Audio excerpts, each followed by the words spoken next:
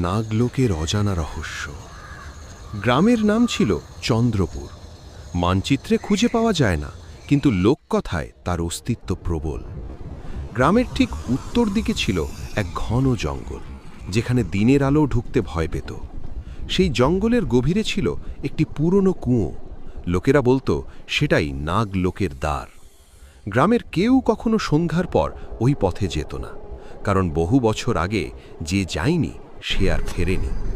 একদিন শহর থেকে এক যুবক এলো, নাম অর্ক। প্রত্নতত্ত্বের ছাত্র। লোককথা আর রহস্য তার দুর্বলতা। নাগলোকের গল্প শুনে সে হেসে বলেছিল, এসব ভয় দেখানোর গল্প ছাড়া কিছুই না।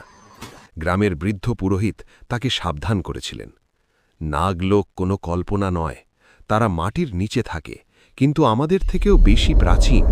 তারা মানুষকে শাস্তি দেয় না, কিন্তু সত্য জানতে চাওয়ার মূল্য আদায় করে।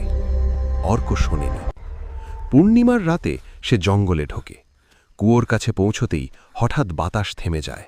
চারপাশ নিস্তব্ধ। কুয়োর ভেতর থেকে ভেসে আসে ফিস ফিস শব্দ। ফিরে যাও। অর্ক ঝুঁকে তাকাতেই কুয়োর ভেতর আলো জ্বলে ওঠে।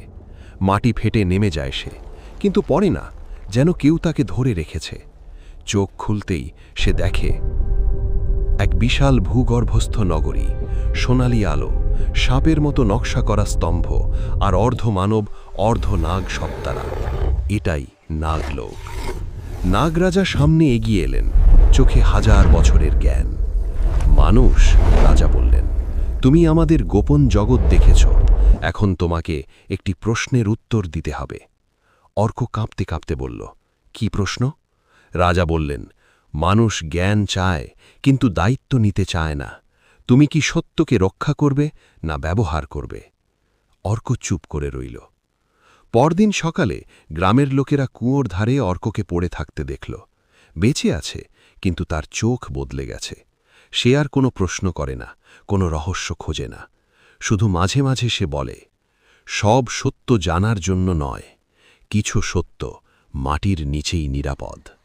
আর পূর্ণিমার রাতে কেউ কেউ আজও জঙ্গল থেকে ফিস ফিস শুনতে পায়, নাগলোক এখনো আমাদের দেখছে।